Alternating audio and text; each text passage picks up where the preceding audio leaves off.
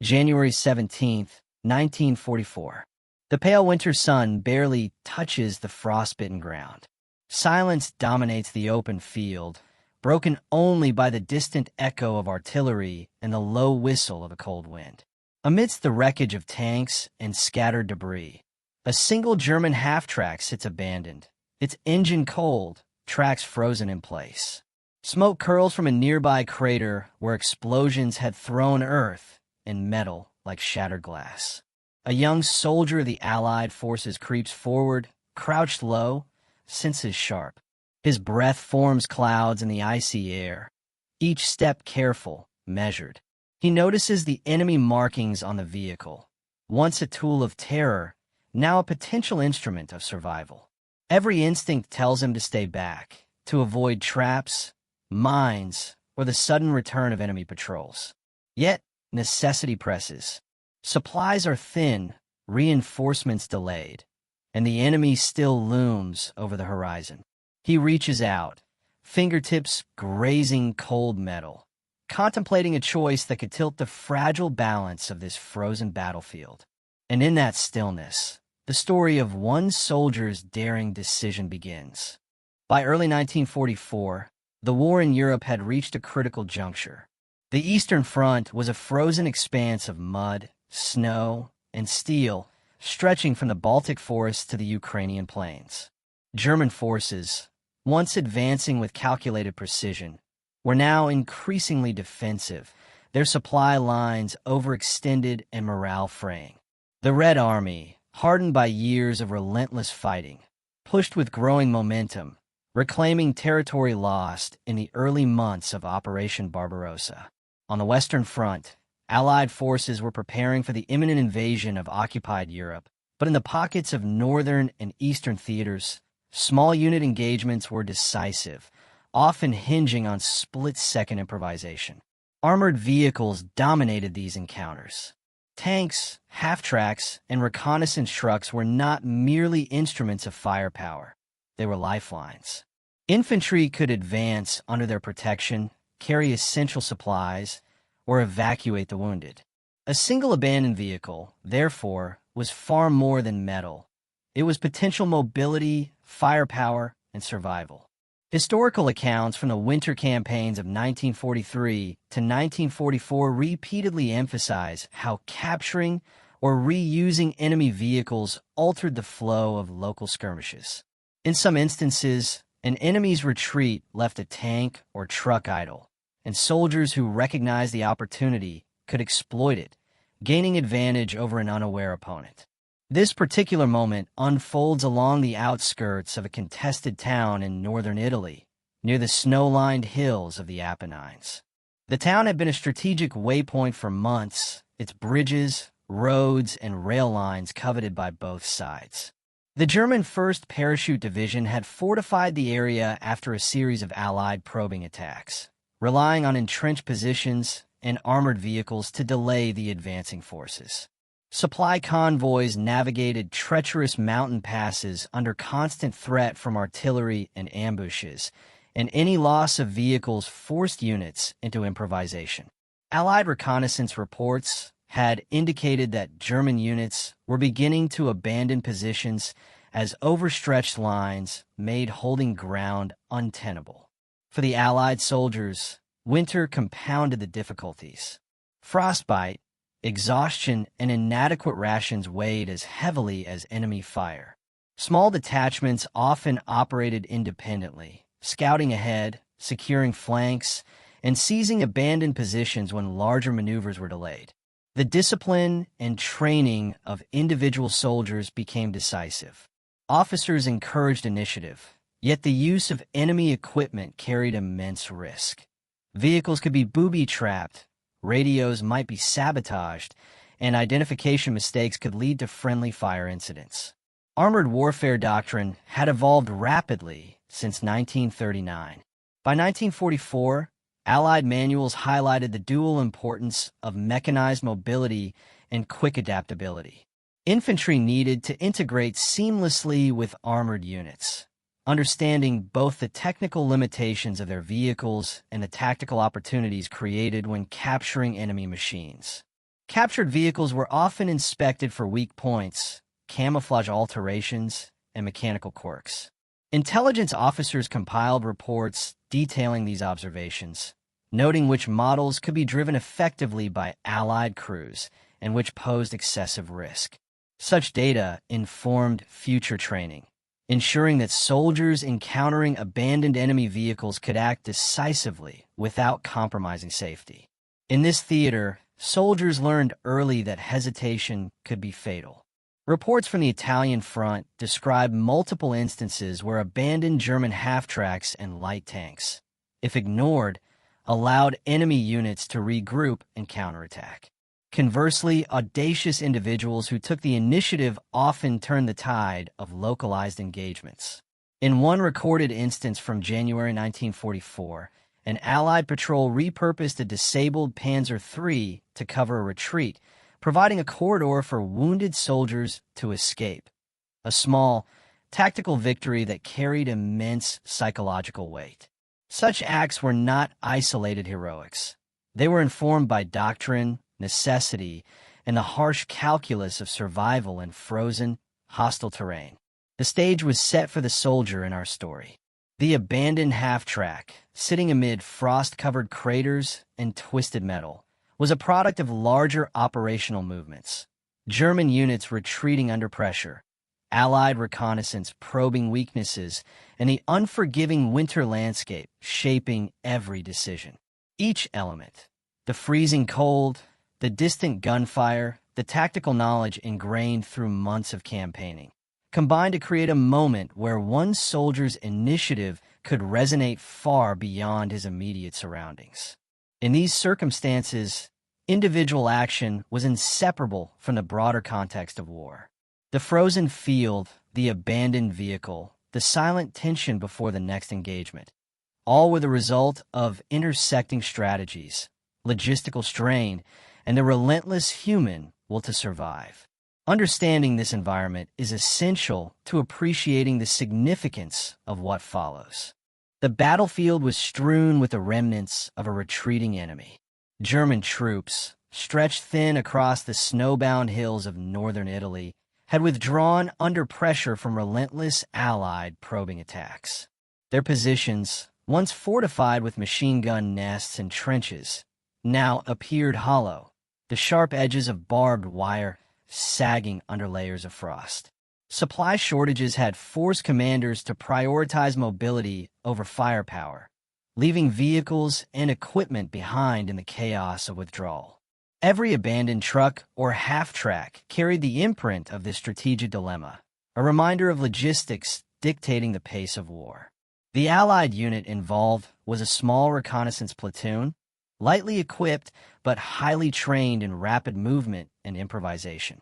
Their orders were precise: probe enemy positions, identify weak points, and seize any tactical advantage possible. Communication lines were sparse.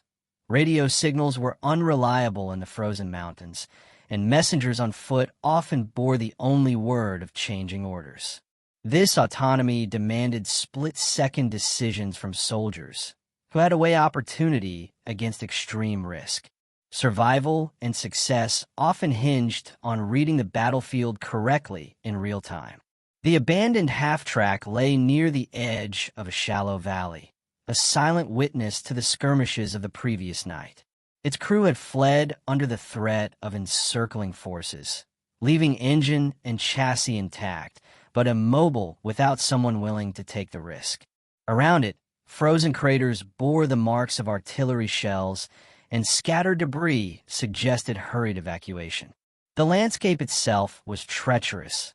Icy mud threatened to bog down wheels, and every ridge could conceal enemy snipers or patrols still lingering. In these conditions, capturing and using an enemy vehicle was a calculated gamble, but one that could decisively enhance mobility and firepower for a platoon often outnumbered and outgunned. The soldier at the center of this story was not acting in isolation. His unit depended on him to make sense of abandoned assets, assess risks, and seize any chance to improve their position. Field manuals emphasized adaptability. recognizing that the enemy's mistakes could be turned into strategic gains. Yet, actual experience on the front lines revealed that even small miscalculations could be fatal. Vehicles were not standardized across armies. Each model came with quirks, hidden dangers, and maintenance issues unknown to those trained only on their own side's machinery. A half-track designed for German soldiers might have unfamiliar controls, hidden ammunition compartments, or sabotaged ignition systems. Despite these risks, the potential rewards were undeniable. In a frozen expanse, a single operational vehicle could carry supplies, evacuate wounded soldiers, or provide critical cover for advancing infantry. Commanders on both sides were aware that capturing enemy vehicles was not merely opportunistic. It was a recognized tactical advantage. Reports from winter campaigns across Europe repeatedly documented the effectiveness of small unit actions leveraging abandoned machinery. One account described how an improvised Allied armored push, using captured trucks and jeeps, disrupted a German defensive line, forcing them to retreat further and saving countless lives by creating a temporary corridor of safe passage. The timing of this moment was critical. It occurred during the early hours of daylight, when visibility was improving but shadows still masked potential threats. Enemy patrols had thinned after their nighttime withdrawal, but the risk of return was ever present. The soldiers' platoon was positioned on a slight rise, scanning the valley below, and had noticed subtle movements among the wreckage. Rifle flashes, the glint of binoculars, signs that the enemy was not entirely gone. In these tense hours, every choice mattered. The decision to approach, inspect, and potentially operate the abandoned half-track was not impulsive. It was informed by experience, training, and a precise reading of the battlefield environment. This convergence of factors, enemy retreat, frozen terrain, small unit autonomy, and the presence of a usable armored vehicle, created a singular opportunity.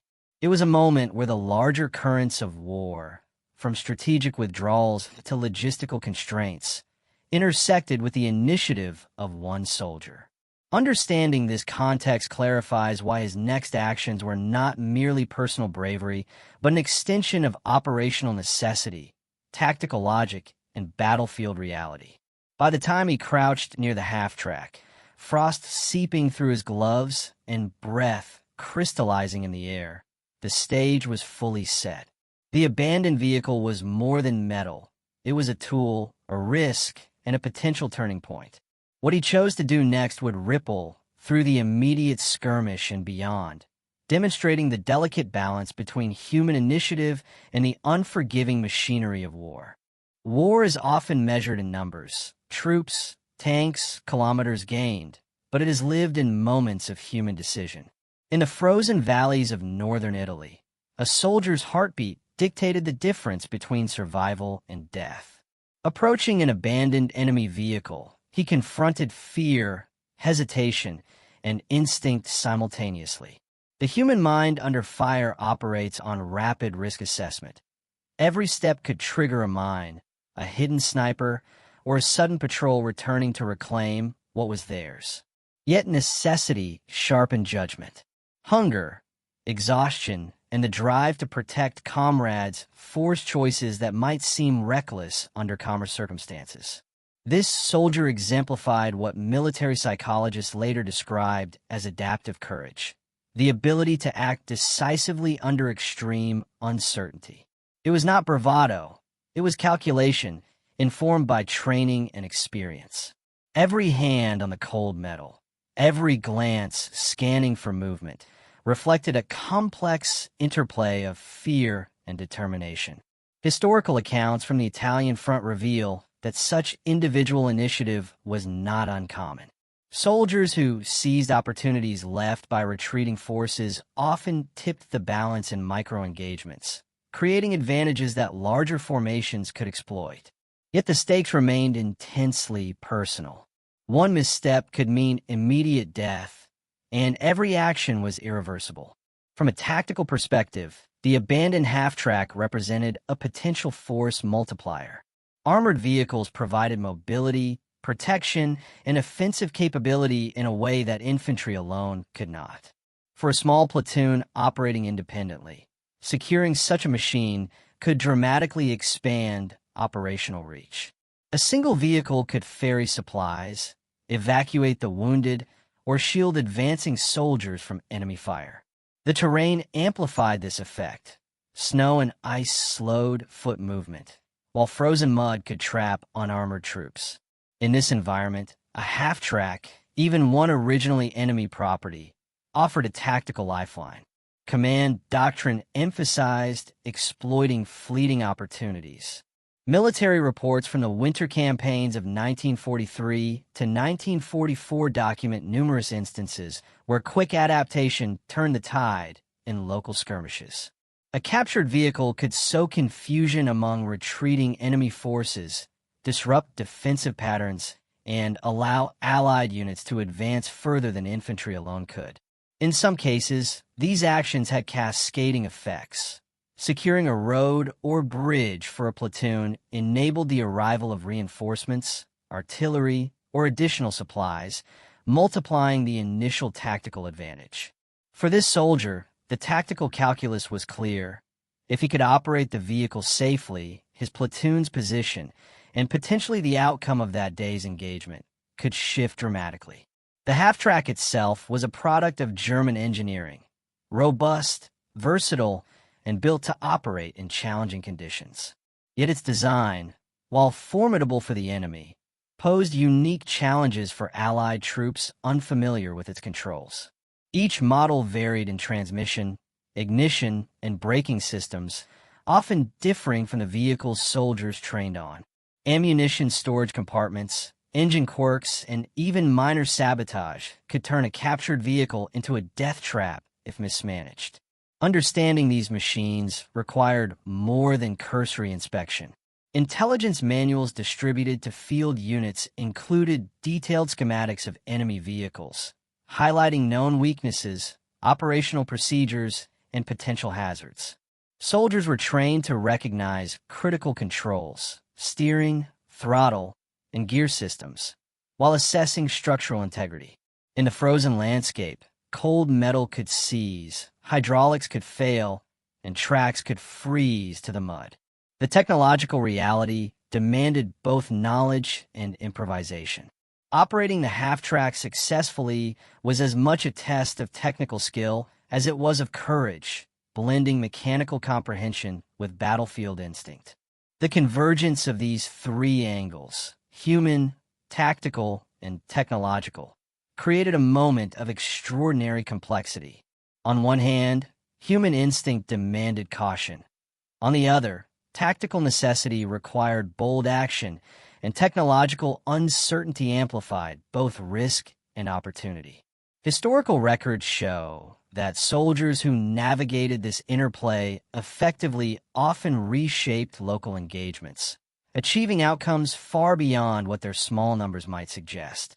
For the soldier crouched near the frozen half-track, every second of hesitation brought new risks. Snow drifted across the vehicle's tracks, the distant artillery fire punctuated the silence, and the valley below seemed to hold its breath. His decision to proceed would test not only his courage, but his understanding of battlefield mechanics and the practical limits of the vehicle.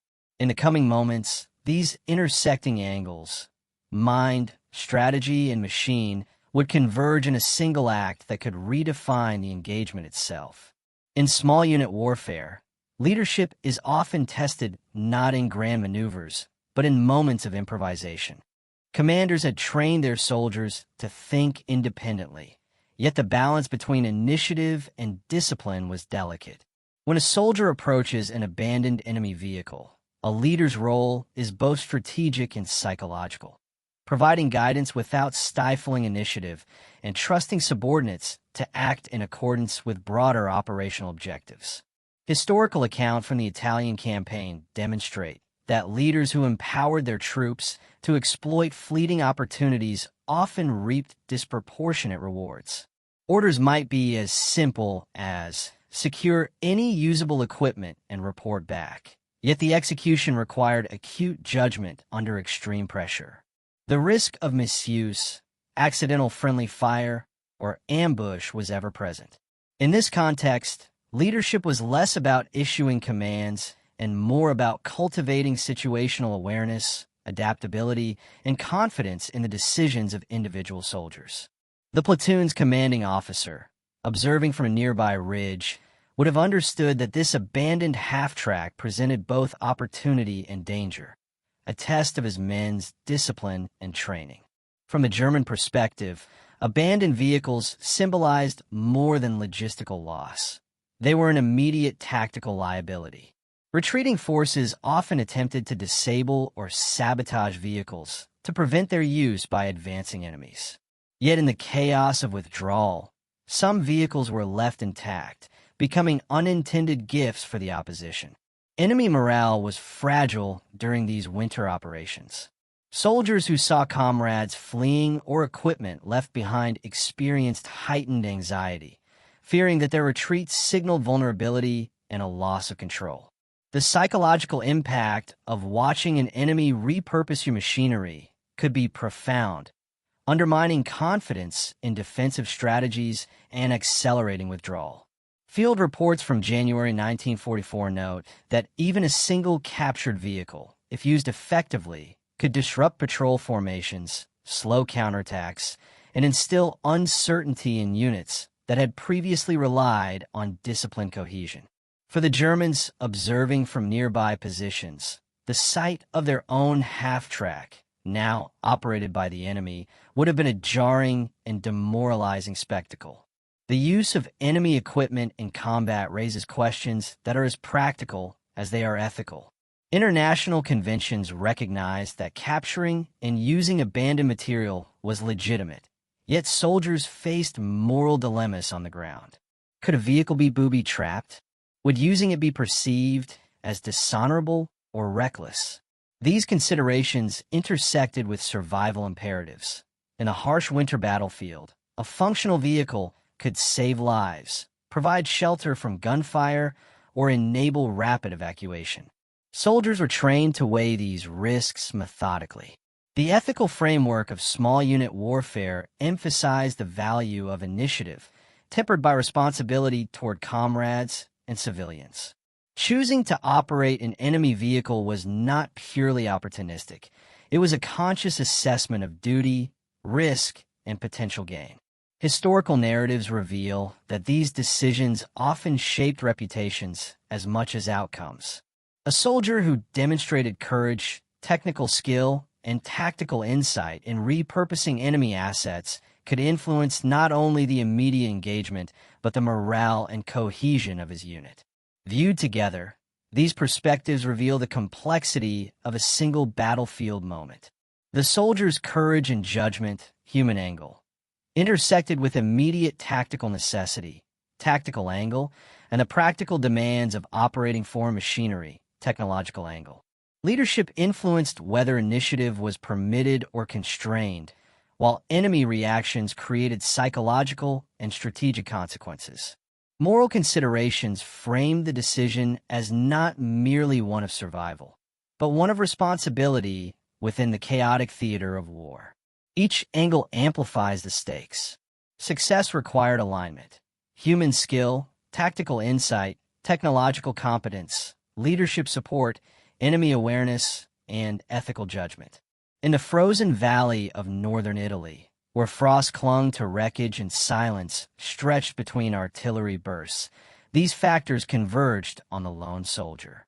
What he did next would not only determine the immediate flow of battle, but exemplify the broader dynamics of small unit warfare, improvisation, and the interplay between human initiative and mechanical capability. In this convergence of forces, the narrative is poised for its decisive moment.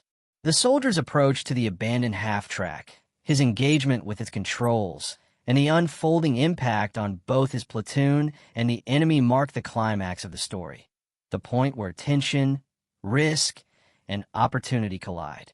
The first light of dawn barely touched the frost-covered valley. Snow clung to jagged craters, and the smell of burnt oil lingered in the air.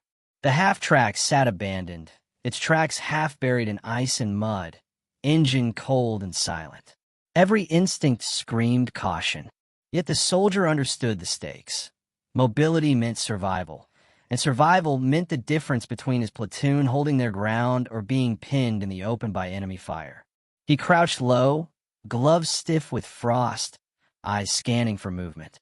In the distance, the faint glint of binocular lenses suggested enemy observation posts still lingered along the ridges. He approached slowly, mindful of mines or hidden explosives.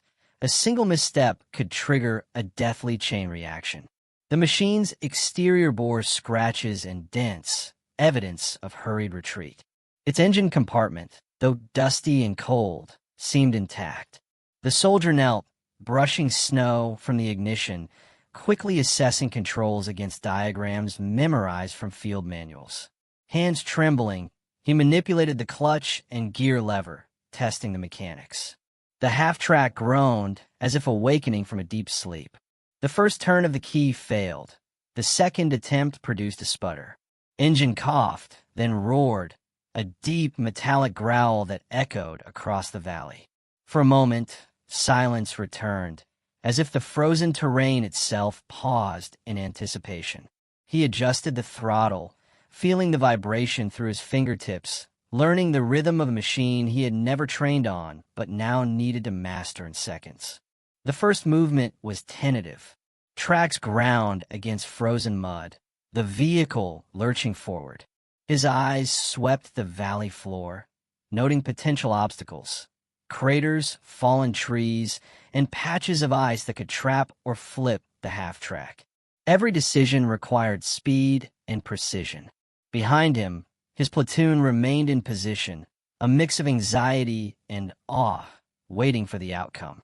They trusted his judgment, but understood the fragility of the moment. One mechanical failure or misjudgment could expose them all to enemy fire. Enemy forces, still retreating, had not yet completely vanished.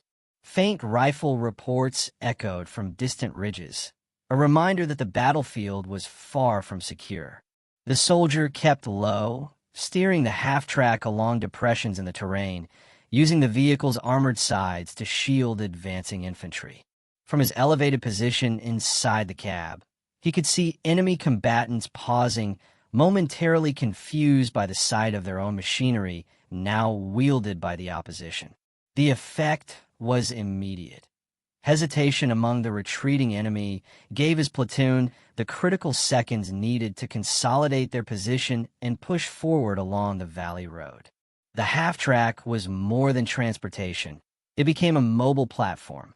He adjusted his course to cover the platoon's exposed flank, using its bulk to block potential fields of fire. Soldiers behind him moved faster, emboldened by the presence of armored protection. In that single maneuver, a moment of individual initiative translated into a tangible tactical advantage. What was once enemy property now shielded the lives of comrades and disrupted defensive calculations. Mechanical familiarity grew with each meter. The soldier adapted quickly to the half-track's idiosyncrasies: throttle sensitivity, steering response, braking delay. Every adjustment was a combination of instinct and knowledge, a dance of human skill meeting technology under duress. Historical records note that such rapid adaptation was rare but decisive. When a soldier could operate enemy equipment effectively, localized battles often shifted dramatically in favor of the side willing to take calculated risk. The enemy's reaction intensified the moment. German soldiers, witnessing their own vehicle now advancing against them, faltered in their retreat. Rifle squads hesitated behind cover. Artillery units momentarily paused, unsure if they were facing reinforcements or a trap. Confusion magnified the impact of a single soldier's daring choice. In that frozen valley, a combination of courage, timing, and mechanical competence created a ripple effect far beyond the half-track itself. Minutes stretched like hours. The soldier guided the vehicle down the icy slope, expertly navigating hazards that could have immobilized, less experienced drivers. Each movement protected infantry, disrupted enemy lines, and maintained momentum. The half-track became a symbol of initiative overcoming chaos, a tangible example of how one individual could shape immediate outcomes in a broader theater of war. By mid-morning, the platoon had secured a small ridge previously exposed to enemy fire. The half-track, now fully integrated into their defensive formation, allowed wounded soldiers to be evacuated safely and supplies to be repositioned. Enemy forces, shaken by the unexpected turn, withdrew further, leaving the valley under Allied control. The soldier, exhausted but vigilant, finally allowed himself a brief moment to assess what had just transpired. A single act of calculated daring had transformed the immediate battlefield, proving the decisive power of initiative when opportunity, skill, and circumstance converged. The frozen valley, once a tense and uncertain expanse, now bore the marks of action. Tracks pressed into the ice, artillery smoke still lingering, and soldiers regrouping behind the protective armor of an enemy vehicle now repurposed for survival. What followed next, the broader implications for the platoon, the enemy, and subsequent operations, would reveal the full significance of this moment. The impact of the half-track extended beyond the individual soldier. As it rumbled across the frozen valley, the vehicle became a focal point for both friend and foe. Allied infantry, previously pinned behind low ridges, now had cover to advance and consolidate positions. Supplies, previously trapped in frozen mud, were loaded into the half-track and ferried to forward positions, ensuring that the platoon maintained operational readiness. Wounded soldiers, some unable to walk across the icy terrain, were evacuated under armored protection. The vehicle's presence amplified every tactical action, turning isolated skirmishes into coordinated maneuvers. Enemy forces responded with confusion. Units observing from higher ground struggled to identify the nature of this new threat. Was it a counterattack, a trap, or simply the enemy exploiting abandoned material?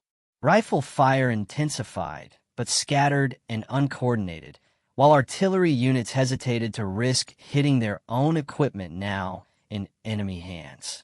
Reports from similar engagements during the winter campaigns indicate that such moments of disorientation often caused entire enemy squads to withdraw prematurely, creating gaps that could be exploited by smaller forces.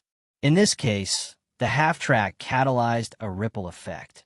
What began as a single soldier's initiative became a force multiplier, amplifying the effectiveness of the platoon beyond its nominal size.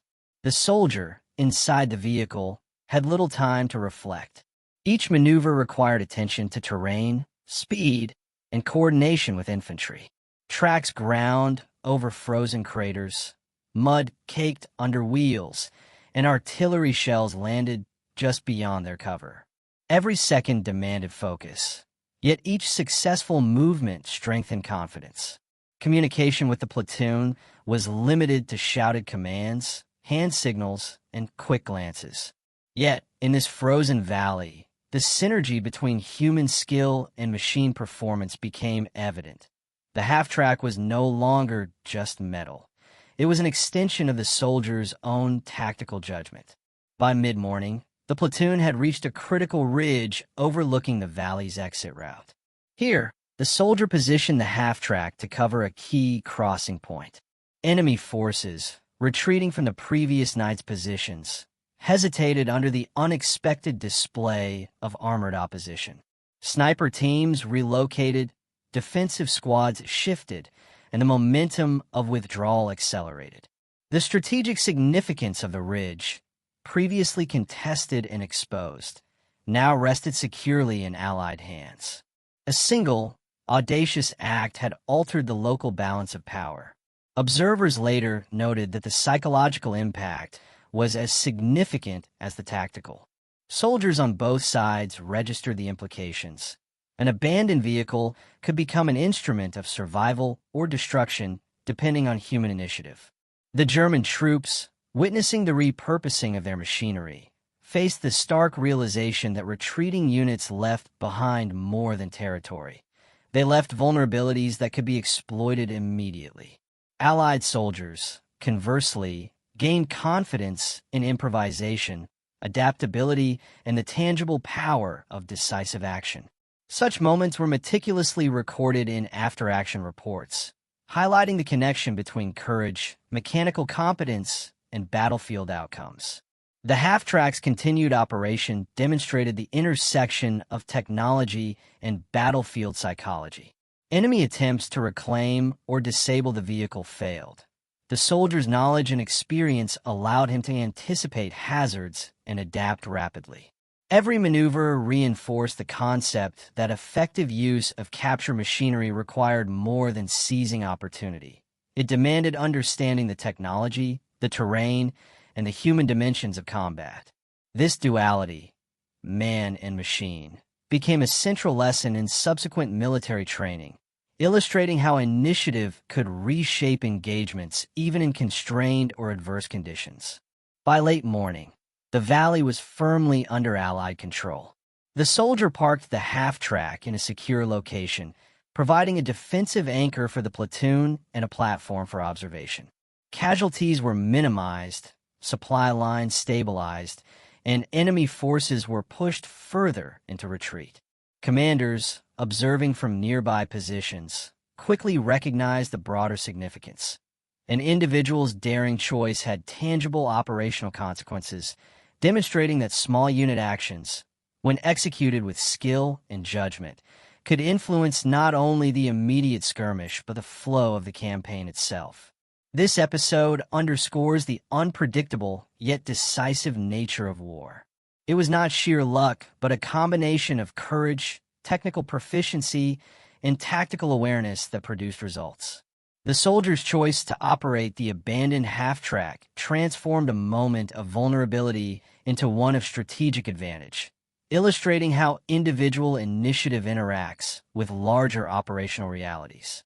Historians later cited similar instances as exemplary cases of micro-level decision-making impacting macro-level outcomes, a theme that resonates throughout military history. As the sun climbed higher, the frozen valley bore the marks of this encounter. Tracks pressed into snow and ice, artillery smoke lingering faintly, and soldiers regrouping behind the protective armor of a captured vehicle. The battle, momentarily, had been decided by one soldier's initiative. What followed, the broader aftermath of the platoon, the enemy, and subsequent campaigns, would demonstrate the enduring consequences of that daring act. In the days following the engagement, the effects of the soldiers' daring action reverberated across both Allied and German forces. The immediate tactical success, the capture and repurposing of the half-track, had evolved into a case study in initiative under fire. Commanders on both sides noted that even minor engagements could shift momentum in a larger operational theater when individual actions were executed with precision and timing. For the platoon, the ridge and valley crossing became a staging area for further advances, allowing reinforcements to arrive and consolidating the Allied foothold in the region. Strategically, the incident highlighted the vulnerabilities of retreating units. German forces, stretched thin and already contending with winter attrition, now faced the dual threat of losing terrain and seeing their equipment used against them. Reports from the German 1st Parachute Division indicated that abandoned vehicles, if seized and employed by the enemy, created confusion in defensive lines, forced rapid withdrawals, and occasionally led to misallocation of reserves. The psychological toll was measurable. Soldiers who had once relied on the integrity of their retreating columns began doubting the security of their fallback positions. This subtle erosion of confidence compounded the operational difficulties caused by stretched supply lines and harsh terrain. For the Allied side, the success of the repurposed half-track became more than a tactical anecdote. It influenced doctrine. Training manuals and after-action reports emphasized lessons in adaptability, mechanical literacy, and situational awareness. Soldiers were instructed to evaluate abandoned enemy vehicles for operational potential, weigh associated risks, and integrate captured machinery into coordinated movements when feasible. This approach underscored a fundamental principle of modern warfare. Small, decisive actions could create cascading effects that amplified the effectiveness of larger formations. The psychological impact within the platoon was equally significant. Soldiers who witnessed the successful maneuver reported increased confidence in both their own capabilities and the judgment of their comrades. Initiative was reinforced as a valued attribute, encouraging individuals to assess risk and act decisively when opportunities arose. Such morale boosts, though intangible, directly affected combat effectiveness. Units that embraced autonomy and trusted their soldiers often performed better in complex and fluid operational environments, particularly under conditions where communication lines were unreliable and rapid decisions were necessary. Historically, engagements of this nature underscore the intersection of human decision-making and mechanical innovation in wartime. Vehicles were not merely tools. They became instruments through which individual initiative could manifest as strategic influence. The half-track, cold and abandoned only hours earlier, had transformed from a symbol of enemy presence into a catalyst for Allied success.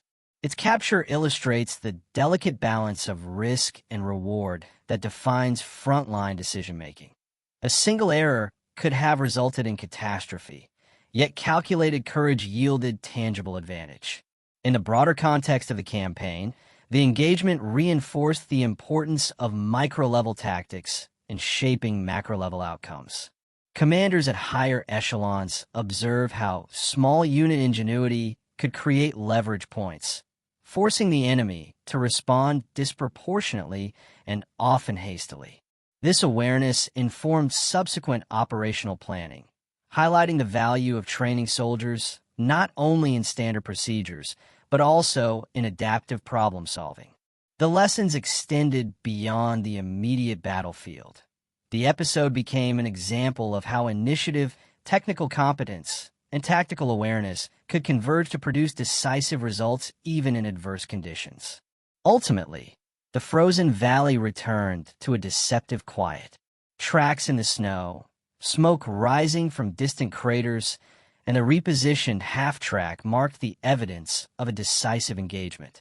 The immediate danger had passed, but the ramifications of the action endured, operationally, tactically, and psychologically.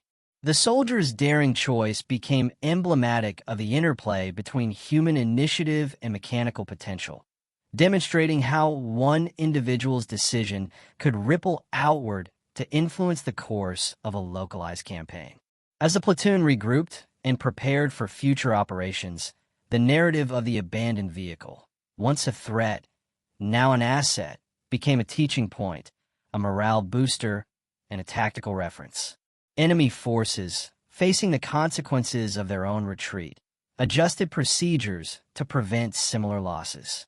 In this frozen theater of war, the consequences of a single decision echoed far beyond the immediate battlefield, a testament to the enduring significance of courage, adaptability, and the strategic use of opportunity. War often appears as a vast, impersonal tide of strategy, machinery, and movement, yet its history is composed of countless individual decisions. The frozen valley in northern Italy, a battlefield littered with ice, craters, and abandoned machines, reminds us that even the smallest act of initiative can ripple outward, shaping outcomes far beyond immediate perception. One soldier's choice to repurpose an abandoned half-track illustrates this truth.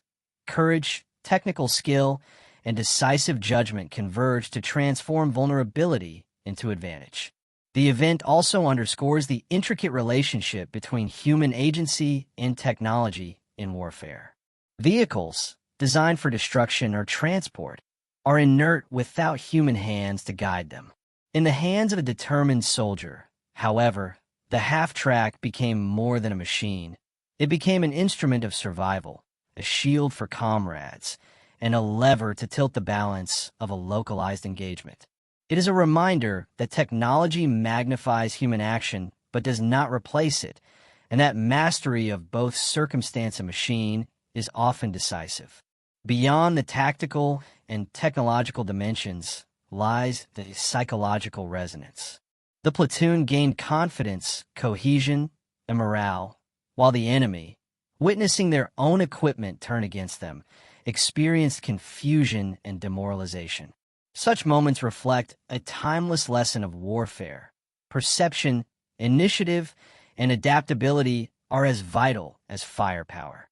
Small acts of ingenuity can alter not only the physical landscape of battle, but also the human landscape of courage and fear. In the broader sweep of history, these micro-level decisions echo into doctrine, training, and collective memory. Soldiers learn from them, armies adapt, and the narrative of war gains nuance.